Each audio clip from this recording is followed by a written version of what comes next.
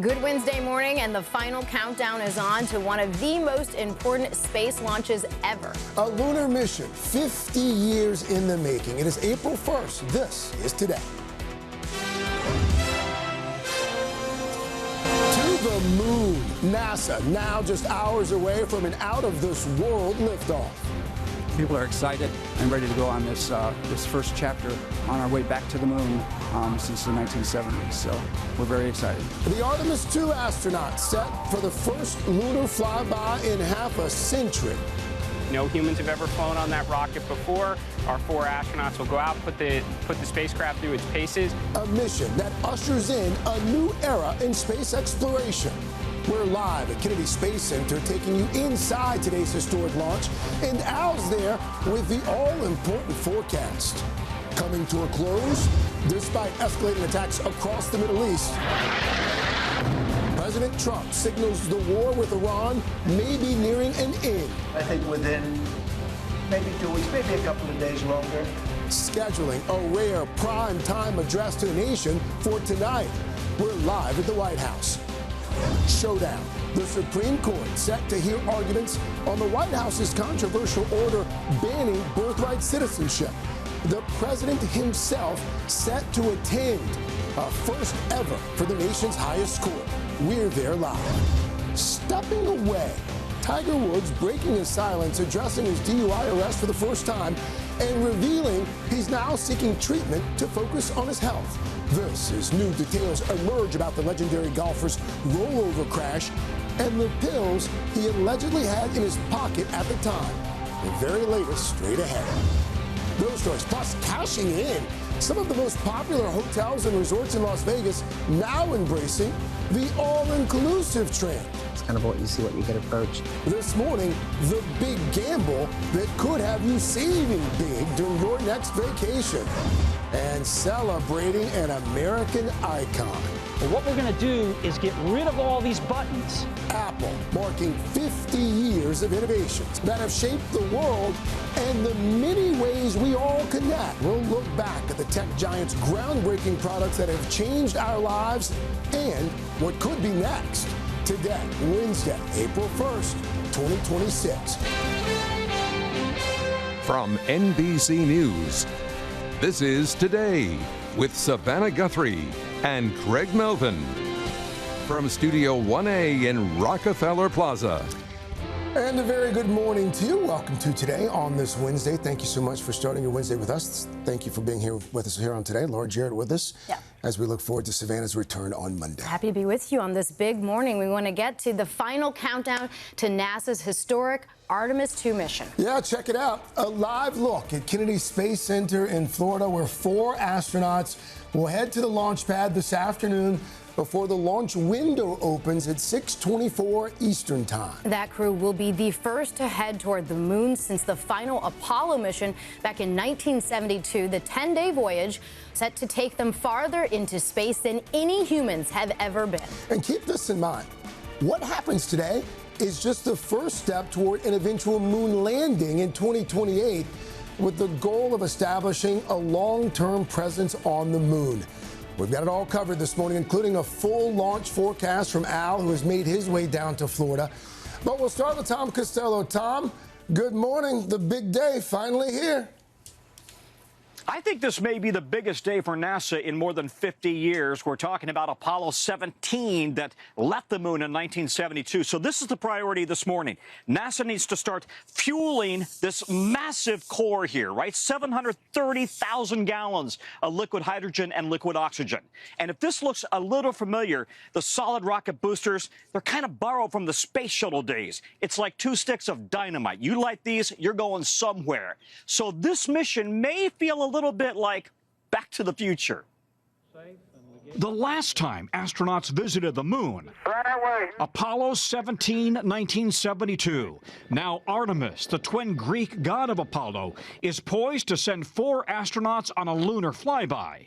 People are excited and ready to go on this first chapter on our way back to the moon since the 1970s. So we're very excited. A staggering 8.8 million pounds of thrust will lift the Orion capsule and its crew to 17,000 miles per hour.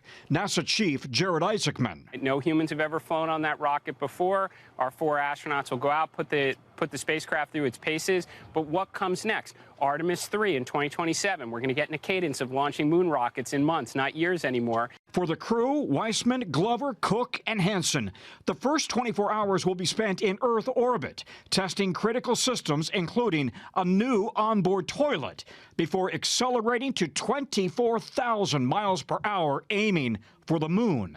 And this is the simulator that the Orion crew has been practicing in. It is very, very real. This, the left-hand seat, is where Commander Reed Weissman will sit.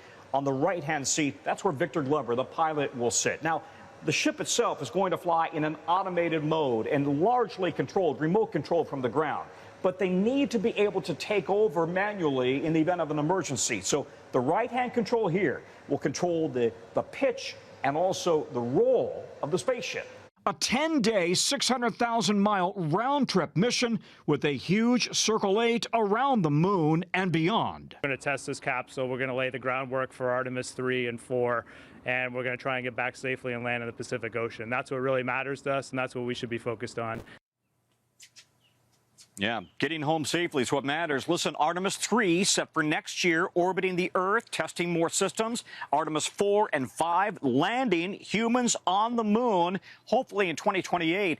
I got to tell you, they don't have a lander yet to go on the moon. So right now, we've got the 2 space giants, Elon Musk, SpaceX, Jeff Bezos of Blue Origin, both competing to see who can come up with a lunar lander first. Guys, back to you. All right. Tom Costello starting us off there from Kennedy Space Center. Tom, thank you. Also at Kennedy Space Center, excited for this launch is former NASA astronaut Mike Massimino, who logged nearly 600 hours in space. Mike, so nice to have you on a historic morning. Of course, this launch had been delayed back in January because of a hydrogen leak. All eyes now going to be on the countdown and the launch tonight. What should we be looking for? Well, I think we're going to be listening. I would listen to what they're saying from the control room. Any leaks, anything like that is a problem, but hopefully we won't hear any of those types of words. We're just going to be go for launch and then prepare yourself for an amazing show. This is the biggest rocket ever, and there's going to be people on the top of it for the first time, which is, when you think about that, you look out there, you see the rocket, and you're going to be people on top of it. That's a pretty amazing thing, and just enjoy it. I would say everyone should be watching and just be amazed that people can build machines like this and people ride them. You know, Mike, a lot of folks watching and listening, they don't remember the Apollo missions. Give us some perspective here. How big of a deal is this? Why should we be so excited about going back to the moon? Well, Craig, I remember it. I was 6 years old when I walked on the moon. It changed my life. It made me want to grow up to be a part of all of this. I think what's different now is that it's not just what they did was amazing back then. But what they did was they collected rocks and came back. We had 6 landings, 12 people walked on the moon, and then we haven't done it for 15 years. What's different now is that this is the first of many steps of sending people to the moon. So it's not just to go and do a visit and learn as much as we can. Apollo was, I think, the greatest achievement ever in human history. I don't know if we'll ever match something like that, especially done at that time. But a little bit different now in that we're going to do these missions to stay, to collect data on the first couple missions, to land, to build a habitat, and to live off the planet on another planetary surface for the first time. So that's what we're looking forward to. It's not just a visit this time, it's to go and stay there. Like to think of little 6-year-old Mike just watching. Other kids at home are going to be just like you, Mike. Thank you. Appreciate you being there for us. You bet. Of course, one of the biggest factors that will be watched very closely throughout the day, the weather. Mr. Roker's made his way down to Cape Canaveral as well. He's got a look at the launch forecast. Hey, Al. Hey, guys, good morning. A teenage Al Roker, 15 years old, sitting there with my family watching that black and white TV. It was amazing in 1969. And to be here again is such an honor. Let's show you what we've got going on right now. Your live look again at our SLS there. Right now, Launch Complex 39B, a few scattered showers, pop-ups well outside of the range, so we're looking at that. Right now, 66 degrees, southeasterly winds, light, wind gust of 5 miles per hour. And we look ahead to the forecast window opening up at 6:24 tonight. Scattered clouds, a light sea breeze, temperatures low to mid 70s. If they, for some reason, don't launch tonight, tomorrow's window a little more problematic with thunderstorms possible, low to mid 70s, winds a little higher, and then we move into Friday. Again, no problems as far as the forecast concerned, but we're hoping today's a go. Looking forward to this, guys. It is so exciting. It's electric here right now. All right, Mr. Roker, thank you so much. We'll check back in with you in just a bit, Al, and we're going to have more from Florida in our next hour. We'll also have complete coverage throughout the day, including an NBC News Now special at 4 Eastern leading up to the historic launch, live right here on NBC. Something else that we will be watching closely, watched by all Americans tonight, President Trump set to deliver a rare primetime address to the nation focused on the war with Iran. It comes after he revealed a new timeline for wrapping up the U.S. military campaign. We have 2 reports for you, starting at the White House with NBC's Gabe Gutierrez. Gabe, good morning. What are we expecting tonight? Laura and Craig, good morning. White House officials say that the president wants to update the American people directly in a rare primetime address. Now, with President Trump signaling the war could end in 2 to 3 weeks, there are mounting questions over what that will even look like. Now, posting on social media this morning, the president saying, quote, Iran's new regime president, much less radicalized and far more intelligent than his predecessors, has just asked the United States of America for a ceasefire. Now, the president adding that he will consider it when the Strait of Hormuz is open, free, and clear. And until that, quote, until then, we are blasting Iran into oblivion. Now, whatever happens with the Strait of Hormuz will impact oil and gas prices, which are at record highs. And that's something the president is looking to calm fears among Americans about. Now, just this morning, the president was also asked in a new interview with a British paper, The Telegraph, whether he would reconsider U.S. membership in NATO, to which he said yes, and that it's, quote, beyond reconsideration. Now, he has slammed European allies before, but has grown increasingly frustrated with them over their reluctance to join the war. And of course, this all comes as the president made news in another Oval Office event here at the White House yesterday related to voting. Now, the president signed an executive order seeking federal control of mail-in voting and eligibility. The order tasked the Department of Homeland Security with compiling a list of U.S. citizens in each state to determine who's eligible to vote and having the Postal Service then send mail-in ballots only to those people. Now, President Trump has long tried to change the voting rules, especially after falsely claiming he won the 2020 election. And he's also attacked mail-in voting as cheating, despite using that method himself earlier this month. And this is expected to all face court challenges, as another executive order related to voting did last year. Now, many election experts argue the changes would be unconstitutional because the Constitution grants the authority to regulate elections to the states. Laura and Craig? Gabe Gutierrez, thank you. And of course, NBC News will bring you live coverage of tonight's primetime address. As the world awaits the president's message on the war tonight, overnight, there's been intense new waves of attacks across the Middle East. Israel striking Tehran, Iran launching missiles on several countries. NBC's Stephanie Goss joins us now from Israel with all of it. Steph, good morning. Hey, Craig, good morning. You know, the rockets were flying again this morning. There was an 11-year-old girl asleep in this apartment building when it hit, the glass shattering on her. We're told by the people who live here that she's in critical condition in the hospital. This while President Trump is saying the war could be over in a week, or weeks rather, and abandoning the April 6th deadline, apparently, that Iran agree to a deal. This morning, President Trump says the war with Iran will end soon. But for now, the fighting continues to spread across the region. These images from southern Beirut, where Israel says it is targeting Iran-backed Hezbollah. In Iran, the U.S. has hit more than 11,000 targets, according to the military, which posted this video overnight, saying it shows precision strikes.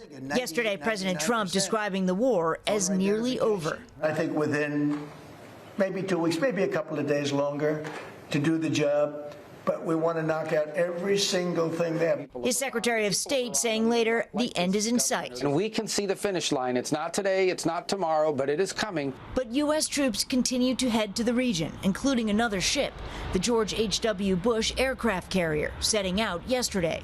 And the Defense Department still leaving open the possibility of ground troops. Our adversary right now thinks there are 15 different ways we could come at them with boots on the ground. And guess what? There are. As the bombs keep falling on both sides, an Iranian English teacher sending this audio message about the bombardment inside Iran to NBC News. I don't know how to put it in words. Absolutely insane. Very loud, very mind-boggling. Iran retaliating around the region, including a rocket attack this morning at the airport in Kuwait and a strike against an oil facility in Iraq. While Americans are caught in the crosshairs of the widening war, this chilling video showing the moment American journalist Shelley Kittleson is grabbed by suspected Iranian-backed militants in Iraq. One suspected kidnapper arrested, but the others escaped with Kittleson, the U.S. saying it's working to ensure her release as quickly as possible. Iranian TV is saying that the Iranian president spoke with the president of the EU Council yesterday, and said that Iran is ready for peace, but they want certain assurances, namely that they won't be attacked again. Guys, back to you. Stephanie Gosport there in Israel. Steph, thank you. Back here at home, we do have more to get to, including a landmark day at the U.S. Supreme Court. The justices set to take up the constitutionality of President Trump's controversial ban on birthright citizenship. And in an unprecedented move, the president plans to be there himself. NBC's Chief Justice and National Affairs correspondent Kelly O'Donnell outside the court for us. Kelly, good morning. Good morning, Laura. It is extraordinary. President Trump is inside the Supreme Court right now to hear the oral arguments. Outside, the First Amendment is alive with protest and demonstration. The justices will hear a case that could define how the country decides who is a citizen. Is it enough to be born in this country? And this is about the president's effort to seek an end to birthright citizenship. Camped outside the Supreme Court, where today the justices will consider a fundamental change to what it means to be an American citizen. And the president, who ignited this fight, taking the extraordinary step of heading to the court in person. And I'm going because I have listened to this argument for so long. The case goes back to an executive order signed on the first day he returned to office. That's a good one. Birthright. That's a big one. The president's order denies citizenship if a newborn's parents are not legally in the U.S., a challenge to the 14th Amendment of the Constitution, ratified after the Civil War. That was for the children of slaves. And I hope the Supreme Court so rules. Today's clash will focus on one key phrase. The Trump administration argues that if a person is not legally living in the country, they are not subject to the nation's jurisdiction. This case is part of the president's wider push to change immigration law. This is just another way that they get illegal immigrants into our country, and in some cases, very, very bad ones. Today, the American Civil Liberties Union will argue the case to protect birthright citizenship. The constitutional text is on our side. The history is on our side. The precedent is on our side. And ultimately, we are extremely confident we're going to win in this case. It's so extraordinary the president is here because typically they do not attend oral arguments out of respect for the fact this is a co-equal and separate branch of government. Now, the justices hear the arguments today. They'll decide in a few months. Laura? One of the blockbuster cases of the term. Kelly, thank you. Let's go back to the Kennedy Space Center now for the rest of Al's forecast. Hey, buddy. Hey, guys, good morning. We've got 3 days of severe weather cutting across the eastern half of the country. Take a look at the radar right now. Heavy showers and thunderstorms from Missouri into the northeast, a risk of some severe weather today, wind gusts mostly. Then for later today into tonight, we move our way into the plains from Kansas City to Del Rio, Texas, 8 million people, damaging wind, hail, tornadoes likely. We move on into tomorrow, more strong storms. We're talking about a much wider area from Detroit to Peoria for 26 26 million people. And then finally, we make our way back west again for a risk of more severe weather from Des Moines, Iowa, Kansas City, 11 million people, tornadoes possible as well. Heavy rain, anywhere from 3 to 5 inches of rain, stretching its way from Texas all the way up into the Central Plains. That's what's going on. We're going to get to your local forecast coming up in the next 30 seconds. There's more than one answer to these questions, pointing me in a crooked line. And the less I seek my source for some definitive, closer I am to find, yeah. Closer I am to find, yeah. Keep humming it, Carson. Classic. Well, it's a great two-part harmony for anybody. If you want to go low, I'll go high. Is this your next karaoke song? Can't do it. We're back though, 7:30. That Indigo Girls 1989 hit, Closer to Find. We're going to be hearing it again in Pop Start. That's right. One of the most beloved SNL cast members of all time was joining a music legend. They tackled that classic. We'll have that for you the next half hour. Okay. It's going to be good. But first up, in this half hour, we are hearing from Tiger Woods for the first time since his rollover crash and DUI arrest. The golf superstar announcing he will be stepping away to seek treatment and focus on his health. Meanwhile, newly released court documents are shedding a little bit more light on that crash. NBC's Jesse Kirsch joins us now from Miami. Jesse, good morning. Hey guys, good morning. According to the arresting officer's report after the crash, Tiger Woods was carrying an opioid medication that can be used to treat severe pain. That affidavit also detailing Woods' alleged appearance, movements, and speech, all of it raising even more questions. This morning, Tiger Woods is breaking his silence. The golf icon writing, "I know and understand the seriousness of the situation I find myself in." Following that crash in Florida on Friday, where Woods allegedly clipped a truck's trailer and flipped his SUV, he was arrested and charged with DUI. According to the arresting officer's newly released affidavit, Woods allegedly had 2 opioid pain pills in his pocket, identified as hydrocodone. When the sheriff's deputy asked Woods about taking prescription medication, he allegedly responded, "I take a few, including Vicodin." Woods also allegedly said he took his prescription medication earlier in the morning, but told the officer he did not consume any illegal substances. New documents also detailing Woods' alleged appearance, describing his eyes as bloodshot and glassy, his pupils extremely dilated, while calling his movements lethargic and slow, and his speech thick-tongued, adding he was sweating profusely, even while sitting in a vehicle with cool air flowing. But according to the documents, Woods was also extremely alert and talkative, agreeing to perform field sobriety tests, but struggling with them at times. He was allegedly limping and stumbling, telling the deputy he's had 7 back surgeries and over 20 operations on his leg. This is the road investigators say Tiger Woods was driving down Friday afternoon before that crash, and you can see how narrow it is. 1 lane in each direction, no shoulders. The affidavit says Tiger Woods told investigators he looked down at his phone, he changed the radio station.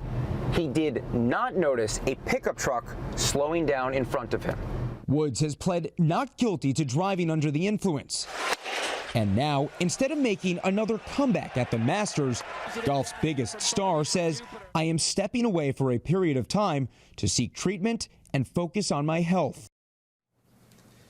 The Masters also put out a statement late yesterday saying Augusta National Golf Club and the Masters tournament fully support Tiger Woods as he focuses on his well-being. The statement going on to say, although Tiger will not be joining us in person next week, his presence will be felt here in Augusta. Craig. Yeah, there had been some thinking before all of this that he might try to make it to the Masters this year. Jesse, going back to the investigation, we've got the affidavit now. Any idea what else we could learn as the investigation moves forward?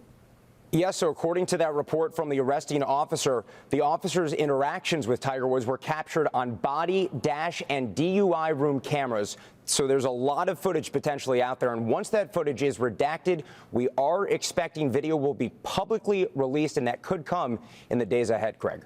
Okay, Jesse Kirsch for us there in Florida. Jesse, thank you. All right, coming up, we've got word on a special honor for the legendary Eddie Murphy, nearly 50 years in the making. All those details in your Pop Start sneak peek. But first, a cheaper way to enjoy Vegas. Emily Aketa is looking into Sin City's first ever all-inclusive deals. Yeah, that's right. Good morning to you guys. From spring break to summer vacation, more hotels are looking to take some of the guesswork out of budgeting for your next getaway. Coming up, a closer look at the growing trend of all-inclusives and some surprising places, I should note, slots not included. Stay with us, guys.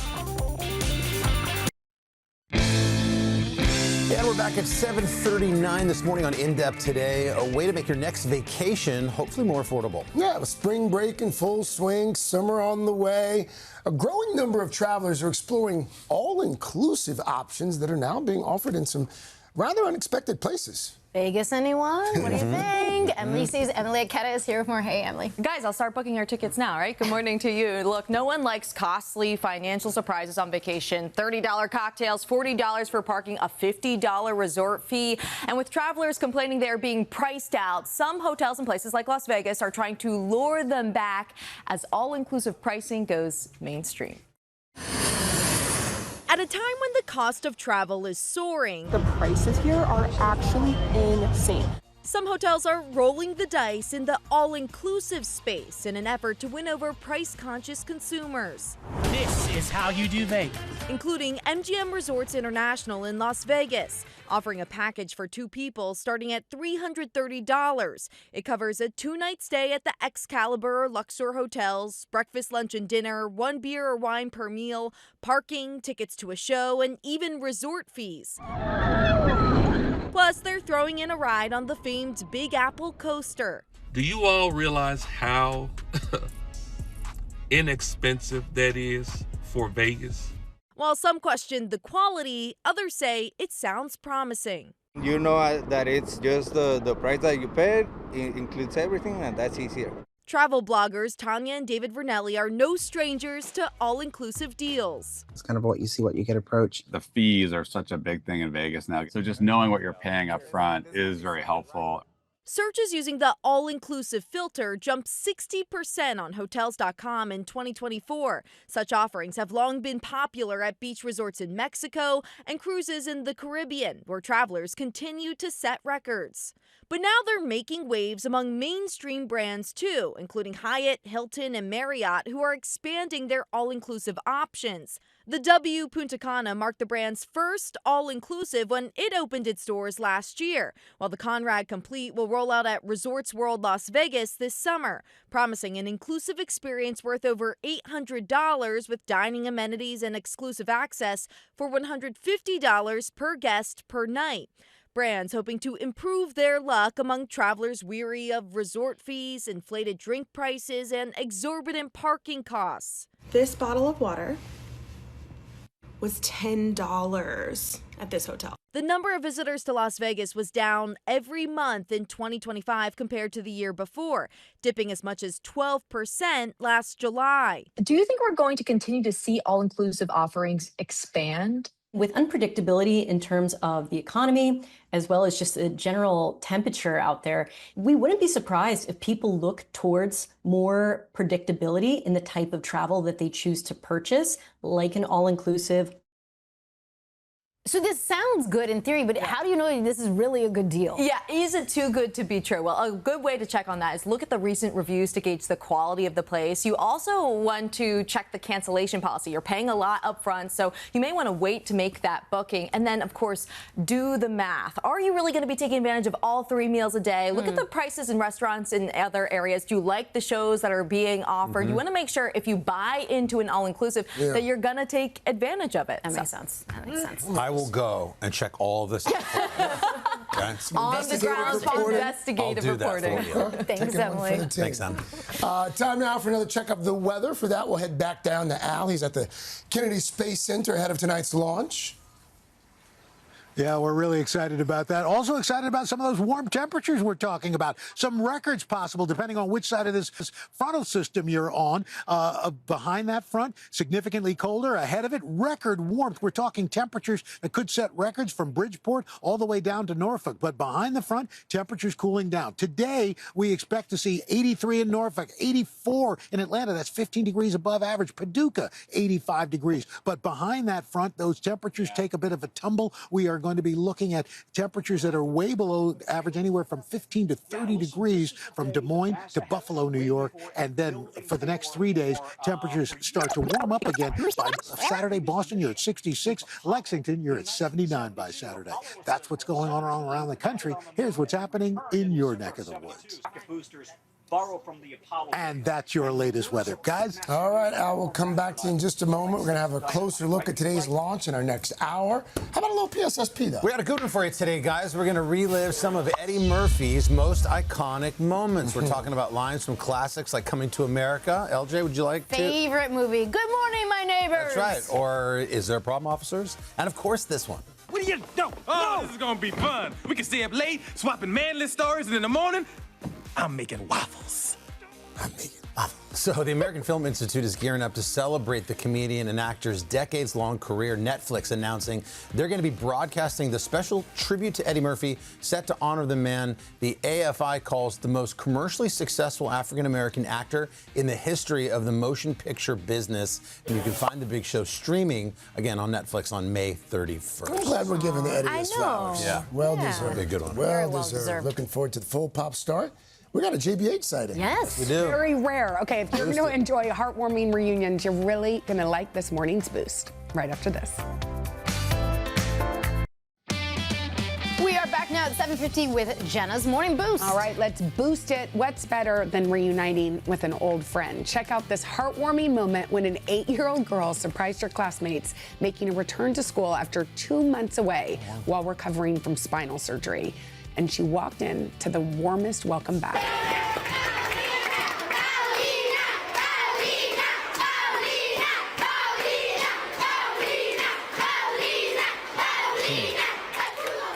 How sweet is that?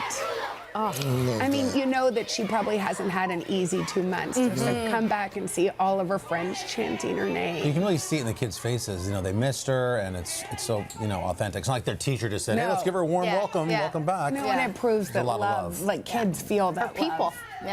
Children's joy. Love it. Thank you. Thank Good you. news. 10 out of 10 today. Oh, thank you. Still ahead, we love the pit on our TVs and devices. But imagine how great it would be on the big screen. That story is coming up with others. We have more than just that on Popstar later today. But first, quick check your local news weather and these messages. And others. And others.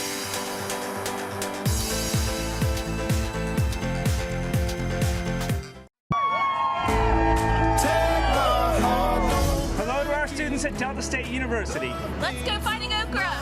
It's Emmett's first time in New York. Good morning, Dad and Jalen. From Fort Wright, Kentucky. Here for spring break.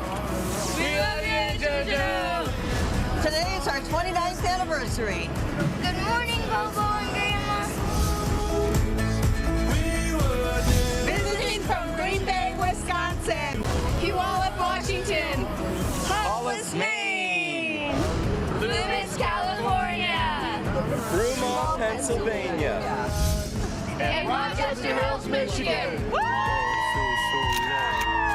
Hey, we see you. I love that they got pictures of us when we were much younger. Looking good. Much slimmer as well. You look the same. Oh, you're very kind. Look at all those smiling faces out in the plaza.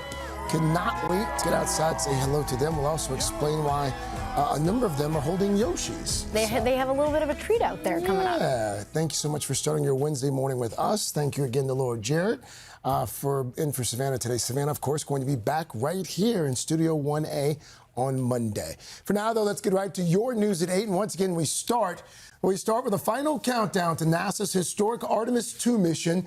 Here's a live look at Kennedy Space Center in Florida, where 4 astronauts will head to the launch pad this afternoon before the launch window opens this evening.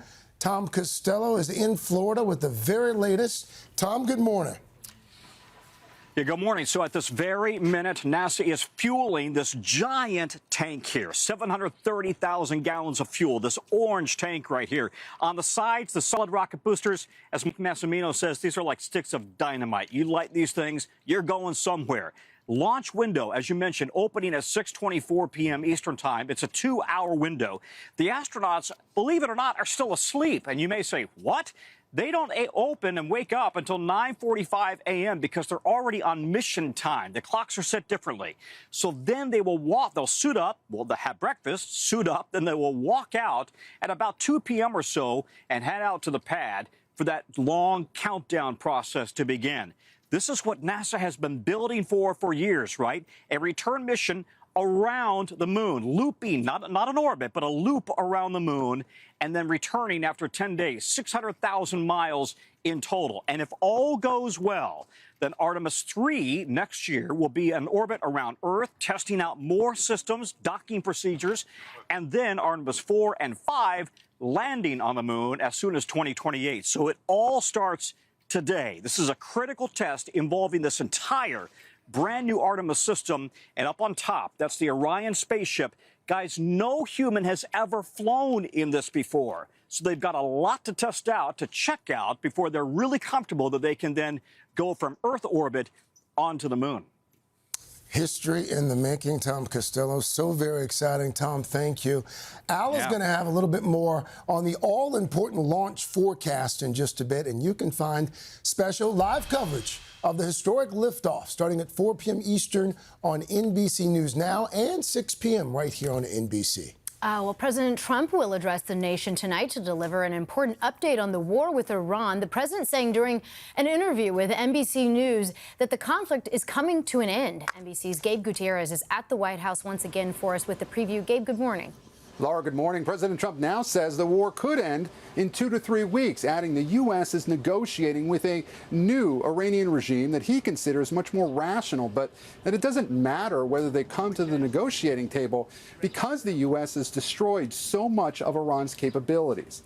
Still, there are mounting questions about what a U.S. exit from the conflict would even look like, and he's trying to calm Americans' fears about rising gas prices. He argues costs will plummet when the war ends. Still, the Strait of Hormuz remains mainly closed, and President Trump now says the decision to end the war will not depend on whether it reopens. This morning, the president is also growing increasingly frustrated with European allies over their reluctance to join the war, saying in a new interview with The Telegraph that U.S. membership in NATO is, quote, beyond reconsideration. Laura and Craig. And Gabe, while we have you, there's also this major update on the White House ballroom that the president has been remodeling. The court's now weighing in. What are you learning? Yeah, that's right. A federal judge just ordered the administration to halt construction on that massive ballroom unless Congress approves the plans. Now, the judge, writing Trump, was, quote, not the owner of the White House. The president argues he does not need congressional approval because the $400 million project will be privately funded. The administration is appealing the order, and in the meantime, the president says construction will continue to prevent safety hazards. Laura. All right, Gabe, thank you. And of course, NBC News will have complete live coverage of tonight's primetime address. A follow up now on those 2 Army military helicopters that were flown past Kid Rock's house over the weekend. Defense Secretary Pete Hegseth says the crews involved will not be punished and there will be no further investigation. On Saturday, Kid Rock posted this video showing him standing in the backyard of his Tennessee home as military helicopters hovered close by, as you can see there. The Army had suspended the air crew, but Hegseth announced last night that the suspension was lifted. Now to the powerful testimony in the trial of a Hawaii doctor accused of trying to kill his wife. Prosecutors say Gerhard Koenig pushed his wife toward a cliff, then bashed her head with a rock during a hike back in 2025. His son, well, he took the stand yesterday testifying that his dad threatened to kill himself during a FaceTime call after the altercation. That he would not be making it back to Maui and to take good care of the younger kids, and that he had, that Ari, my stepmom, had been cheating on him, and that he tried to kill her. Koenig has pleaded not guilty. His attorney has said that his client acted in self-defense, striking his wife with a rock after she began fighting him. All right, let's shift gears a bit. Another game, another all-time record for LeBron James. The LA Lakers star just broke Kareem Abdul-Jabbar's record for the most wins in NBA history. The King now has 1,229 wins after last night's victory over one of his former teams, by the way, the Cleveland Cavaliers. Just the latest in a list of records and accomplishments for the 41-year-old star, including most points and most games played, and he still gets to hang out with his son most nights, too, on the court. I saw that. He passed to his son the other night. Yeah. Thankfully, he made it. He's having a heck of a season. Why are you yelling? Tom put all my records into this rectangle. The songs just play one right after the other. This is an excellent rectangle. We are back as we continue to mark 100 years of NBC there with a little Parks and Rec, Ron Swanson adjusting to his new iPod. Oh, the iPod. And it's fitting because we are also celebrating another major milestone, Apple turning 50 today. Yes, from the first Mac computers to that iPod you just saw there, iPhones, of course, and a lot more. The tech giant's products have really changed the world. And NBC's Joe Fryer joins us now with a closer look at the history and the impact of all of those innovations we've come to enjoy over the last half century. Good morning. Good to see all you guys. When I think of Apple's history, I'm transported back to my elementary school computer lab filled with those Apple II computers where we played Oregon Trail.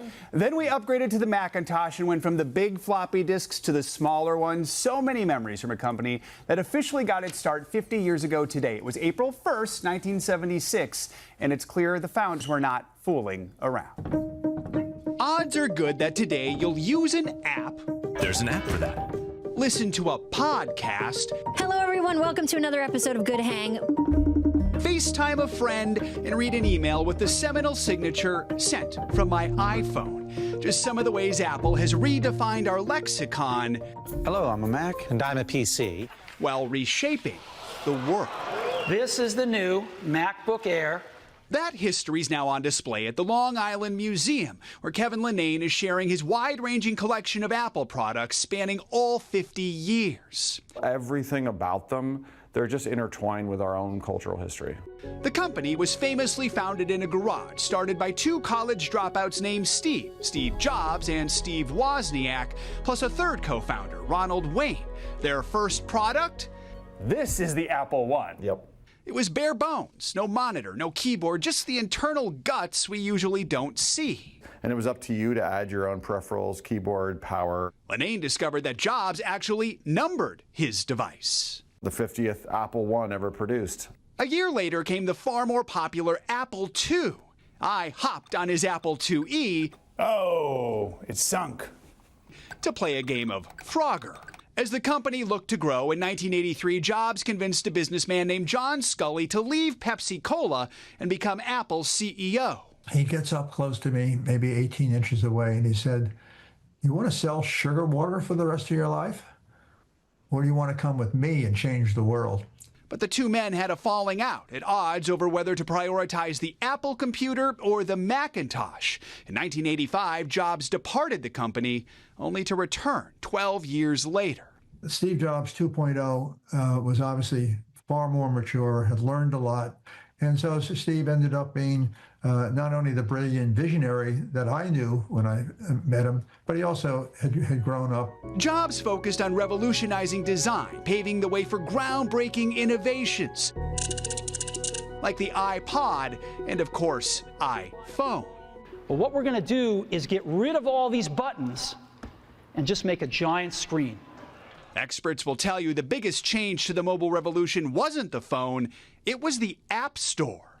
The fact that you could easily get apps and change your phone into whatever you wanted. A map, a camera, a way to order a car and scroll social media. It really unlocked what the phone could be and led to all of the massive tech companies we see today. There were many more cutting-edge products, the iPad in 2010, and after Jobs' death, the Apple Watch in 2015, AirPods in 2016. The Ted Lasso welcome wagon has arrived. Even a streaming platform, every bit of it soaked into our culture. We shall prevail. From this iconic 1984 Super Bowl ad to the shimmying silhouettes sporting those white headphones. Which led me to wonder. To the laptops used by Carrie Bradshaw in Sex and the City.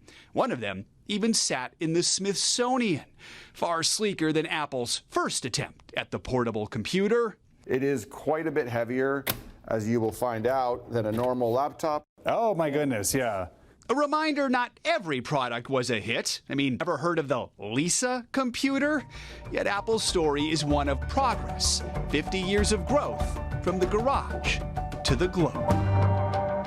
By the way, right now, worldwide, Apple says there are more than 2.5 billion active devices. Wow. What we have for you here are inactive devices right here. A walk through the history from this Long Island Museum display. This is the Apple I. So there were maybe only a couple hundred made. Again, no monitor, no keyboard. You just sort of bought all this stuff and then you had to hook it up to make it work. Only a few people had this one. It was sort of the thing they built in the garage in '76, which then built to the Apple II, which would people it coincide actually with a screen of any kind, like your TV I mean, or I think something? people basically put it on their TV is how they would make it work. And, Years. and you remember this. I remember This is the Macintosh. We all had this as a kid. What you have to remember about this is this right here. This is the mouse. This is really when the mouse started to become popularized, and that's how we used to kind of scoot around and get everywhere we needed to go on the computer. And then we kind of move into the stage of Steve Jobs 2.0 when he came back, revolutionizing design, the color. This is Bondi blue. That's the color here, and that was part of their advertising campaign. You get the iMac here, and then you have the iBook here, which also had these colors. You might remember Elle Woods, Legally Blonde. Hers was orange. We've got the green one here. But everyone was carting these around when they were in college and everything like that. And then, of course, you get into the early 2000s. God. This is the original. It is the first iPod. I used to love my iPod. Looks a lot like Hook it up. my iPhone. And what iPhone do you have again? A relic of its time. A relic? That's the iPhone 2. Because the L and Laura's for Luddite. And it still works, just like these. It's a throwback. I had an iPhone 7 till last year, so it still works. There you go. Why not? I mean, it's Makes really, you want to see like what the next two tables will look like. Yeah. You know, as you Yeah. go down 50 years here. but it was does so seem fun, like Joe. they've got the Midas touch these days. They really do. They know. Joe, That was thank fun. you. That was a great trip look down back. memory lane. By the way, if you are in the New York area, you can see these products and a lot more at the Long Island Museum's 50 Years of Apple Computers exhibit. That exhibit's going to run through May 24th. And that is your latest weather, guys.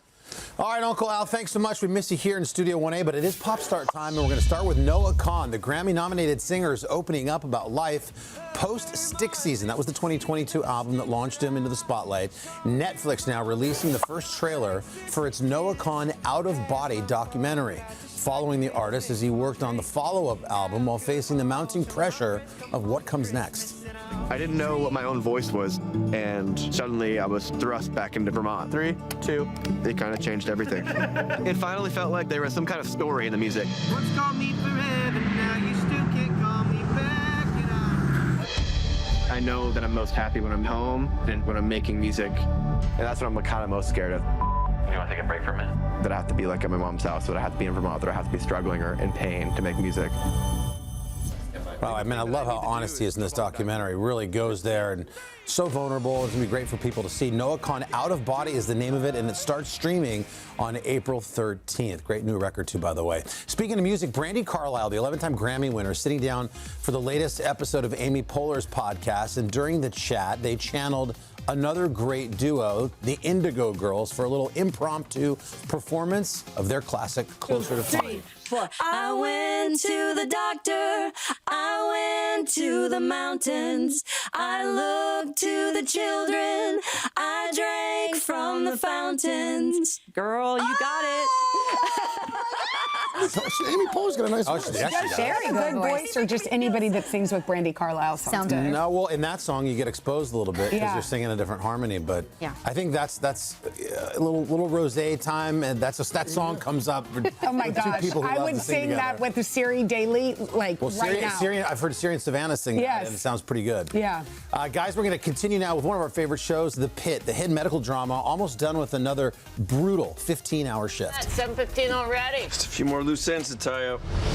We've got more loose ends than a macrame wall hanging. So I guess this is it for us.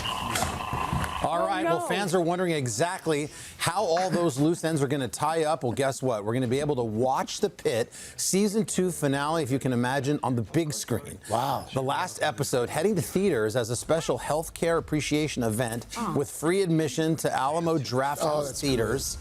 You just need to buy a $10 food and drink voucher. Yes, please. Current and former healthcare workers are encouraged to attend, but the screenings are available for anybody. Those screenings slated for April 13th, just a few days before the episode drops on HBO. That's so smart. I love that. The pit and the big screen, though, like, But you want to see a perforated spleen? Yes. 60 Oh, feet yeah. by Yes. Let's do It's it. perfect because that entire series is just a love letter Yeah. to Absolutely. healthcare. Yes. Absolutely. Yes. It is a great idea. Things are making Hey noise. guys, what's happening here? All right, well, we've got some friends with us, as you can see here on set. Fresh crop of hatching Yoshi toys have appeared on the Pop Start segment today to deliver an exclusive clip. They brought with them a clip of Super Mario Galaxy movie. While these Yoshi toys crack out of their eggs, let's take a look at the movie from our sister company, Universal Pictures. This Our one clip wants to featuring Yeah, that Princess one's ready Rosalina to come. telling her children, the Lumas, a bedtime story about Princess Peach. Roll it. Way to hold your foot. Once upon a time, there was a brave and noble princess named Peach. I want to hear the story about the plumbers. We did that one last night, and the night before, and the night before.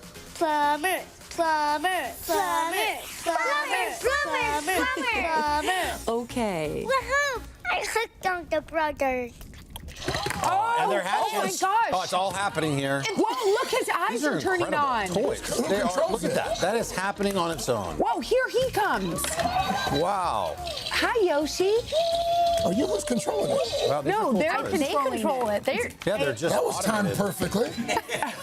What do you think? We have like little strings opening those? I thought someone with a remote over there. I thought I saw Brian over there with something. It's all just happening. I see you, Controlling Brian. it. God is controlling it. I don't buy it. I should have brought some cigars. All right. Speaking of Yoshi, how about a little Donald Glover, the musician and actor voicing the adorable green guy for the big screen, and it looks like he's fully immersed himself into the Nintendo world at last night's Dodger game. Oh. Glover threw out the ceremonial first pitch to Yoshinobu Yamamoto with a life-size Yoshi alongside him on the field. This was ill.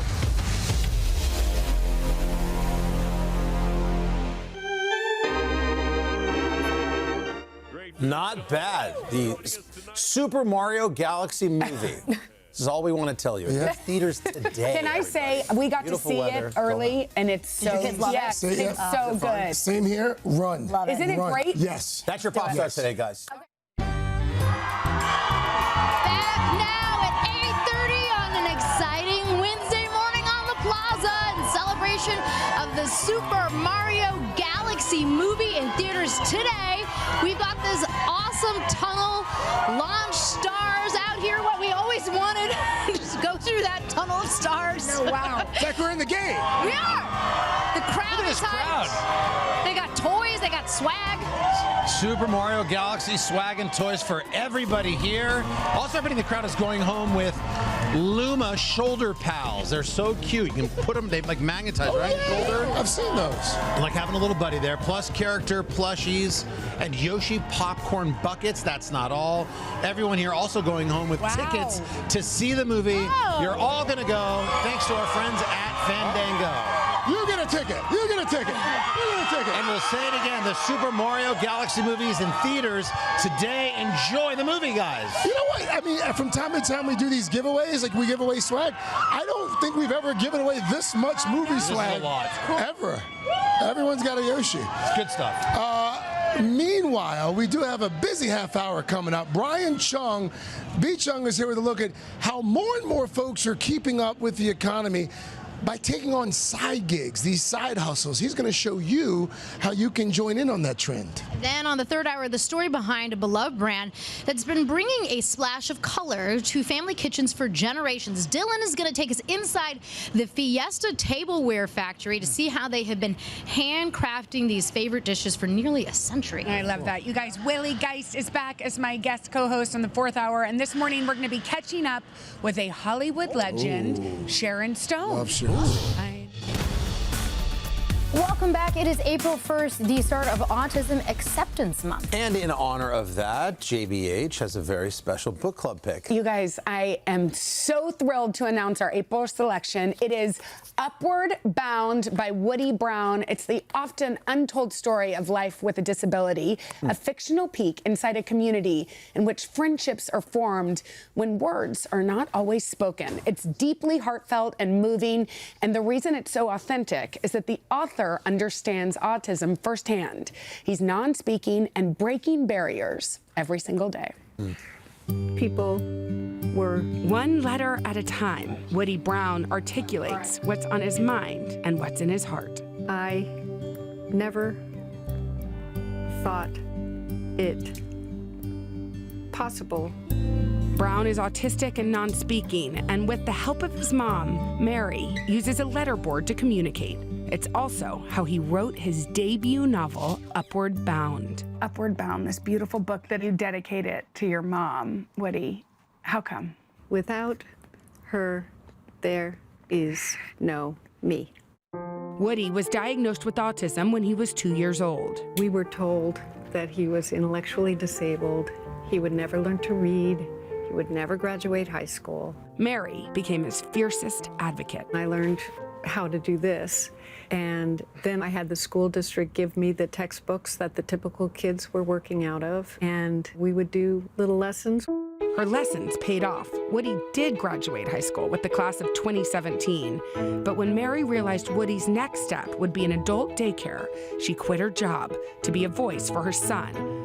With his mom by his side, Woody attended UCLA. To finally be in the room where the learning was happening, I felt like I was in heaven.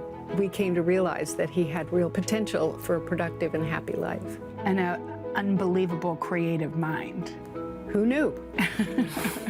I did, but it took a while for the world to see it. Woody broke barriers every day.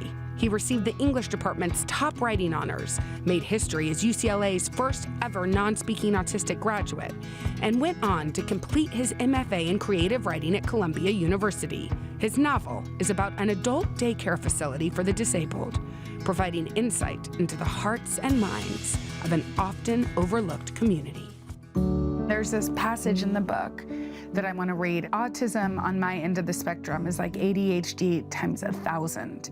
It's nearly impossible for me to untangle the many channels in my brain so that I can stay on a single station. It's like sitting in front of a bank of monitors that are showing different events, all playing at the top volume. Yes, that's me.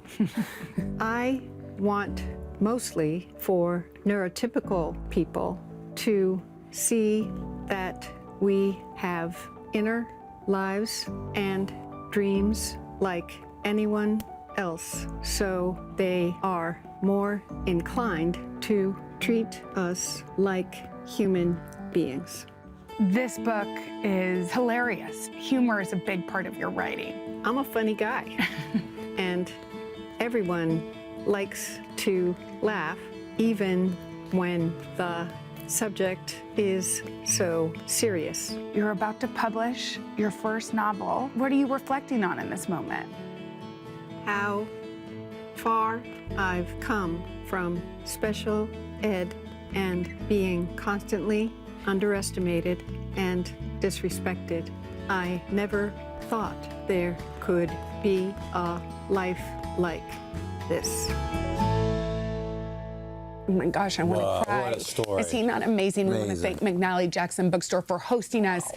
Woody is exceptional. You may notice he puts screens on his lap, iPads, because if he looks at the iPads, it helps him sort of focus his brain. He actually said to me, and I told my kids, he said to me, he goes, if I looked at your beautiful face, I would be to sensory overload, so I have to look down. He is looking for a girlfriend. He said that he's too. gonna find one. He's going to find one. He's an exceptional writer. You guys, this is an incredible book. It is fiction based a little on his life, and it's about an adult daycare center. We get all these different perspectives from these people that don't always have a voice. Right. Yes. And it's incredibly well written. It's funny. It's moving. It's dramatic. It's a mother-son love story, just like the one. By the way, saw. shout out to Mary. That mother. Shout out Can to you Mary. imagine? The century. She's an angel. And by the way, how changed about, his life. imagine, when they realize he's autistic, the doctors, he'll never graduate high school. Yes. Cut to graduating Columbia. Yeah. The communication's going to be a problem. Cut to he's writing books. He's got a second book. I mean, I love the breaking of all those barriers. He was kicked out of a camp for kids with disabilities. She has helped him in so many ways, but also his brain is brilliant. You will see this if you pick up this book. It is called Upward Bound. Head to your local independent bookstore. Check out our website, today.com/readwithjenna. I read it on one airplane ride. I opened it, we landed, and I couldn't believe how moved I was. It's so funny. You can tell how hilarious it is. He's a funny guy. He's writing his second book. He's writing his second book. By the way, he did it all with that letterboard. Wow. Here. By the way, Woody Brown's about to be a best-selling writer. Yes, yes. That's the best boost you've ever done, right? It's not even a boost. Just so good. It's an elongated boost. We are back. It is 8:45. Back with today's Consumer this morning. We're all about side gigs. A 2025 survey from Bankrate found more than 1 in 4 Americans are taking on these side hustles to bring in some extra cash every month. So, what are the most common side gigs and how can you get started with one?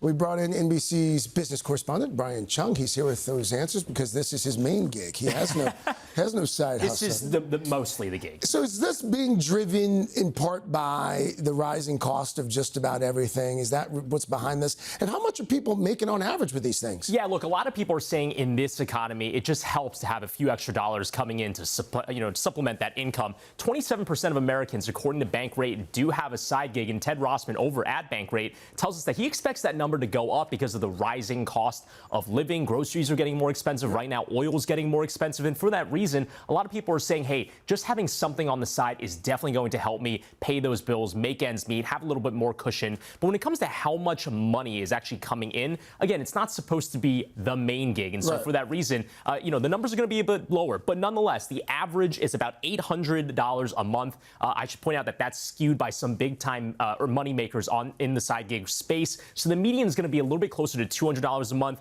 Again, that's not life-changing money, but it is something that can certainly help on the margins. As you point out, 70% of people, in terms of the amount of time they spend on those side gigs, because it can be a lot of, obviously time, less than 10 hours a week they spend on those side gigs. Okay.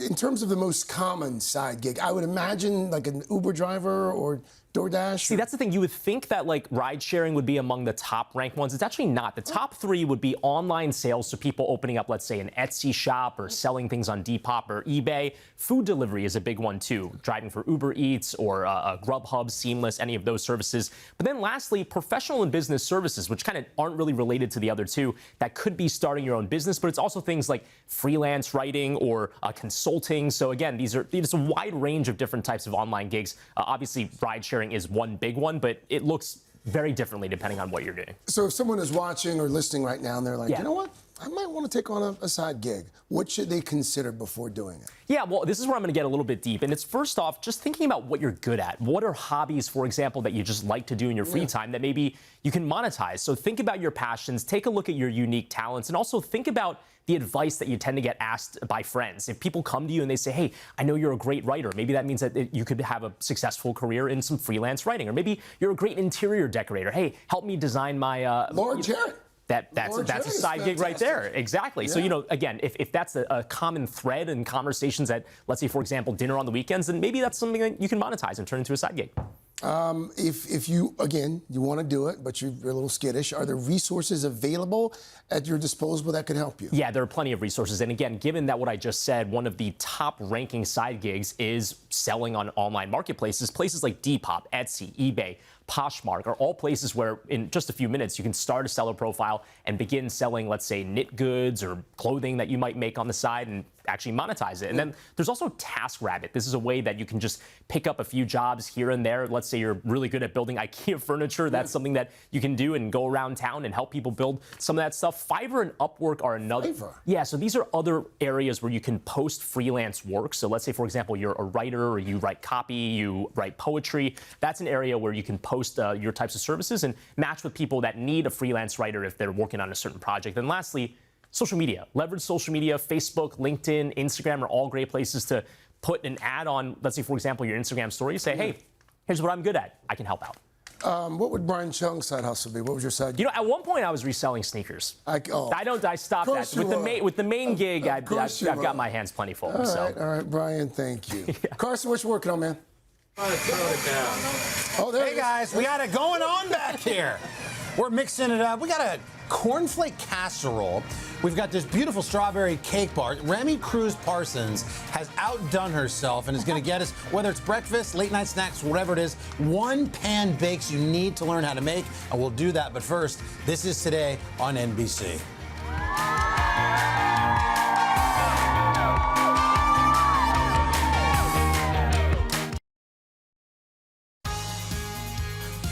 Welcome back this morning on Today Food. Viral sensation Remy Cruz Parsons. She's the award-winning co-host of the Pretty Basic podcast, and she's got some famous fans, including the great Lana Del Rey, who loves her one-pan wonders. Now Remy sharing her must-try casseroles in the new cookbook, Let's Get Cooking. And let's do just that. Remy, first time to the Today Show. Yes, thank you so much for having me. Welcome.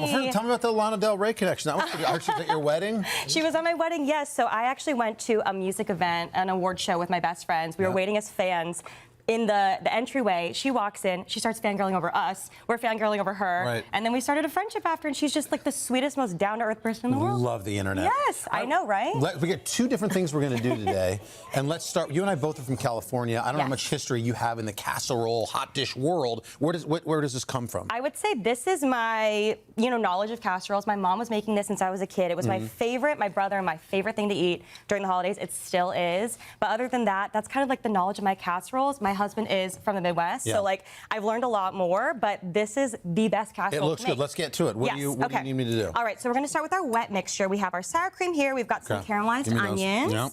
We're going to add in our cheese. It's cheese, it's potatoes, it's butter. It's all the best things. It's all the things you need to just put in there. All right. No cheats. Melted butter.